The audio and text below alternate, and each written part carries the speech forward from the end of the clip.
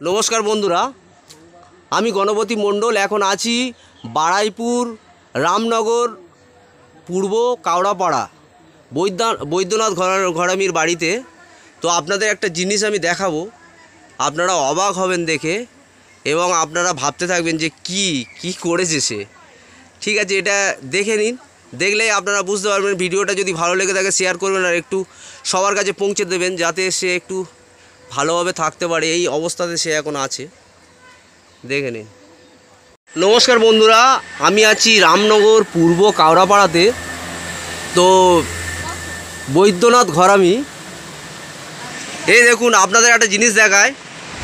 বৈদ্যনাথ ঘরামি মমতা ব্যানার্জি এবং অভিষেক ব্যানার্জিকে ঠাকুরের আসনে বসিয়ে পুজো করছে। এই দেখুন, কিন্তু তার ঘরের অবস্থা দেখুন, এখনও পর্যন্ত ঘর পায়নি।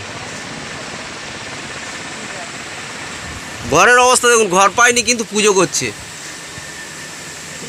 চারিদিক থেকে আলো ঢুকছে কিন্তু এখনও ঘর পায়নি। আপনারা অবাক হবেন, এত অন্ধ ভক্ত যে মমতা ব্যানার্জিকে পুজো করছে কিন্তু তার ঘরের অবস্থায় দেখুন আলো দেখা যাচ্ছে। দয়া করে ভিডিওটা কি শেয়ার করুন এবং যাতে একটা ঘরের ব্যবস্থা হয়, যাতে একটা ঘর পায়, তার ব্যবস্থা করলে খুবই খুশি হব।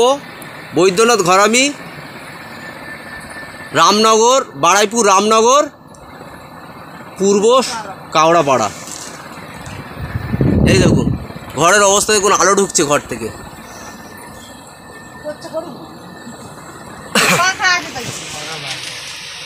এই দেখুন ছই দিয়ে ঘর,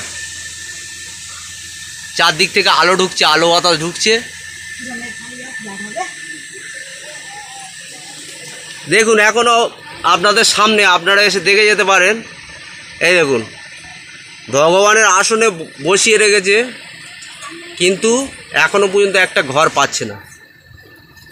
এই চারিদিক থেকে আলো ঢুকছে, ঘর বাড়ির অবস্থা দেখুন কি অবস্থা।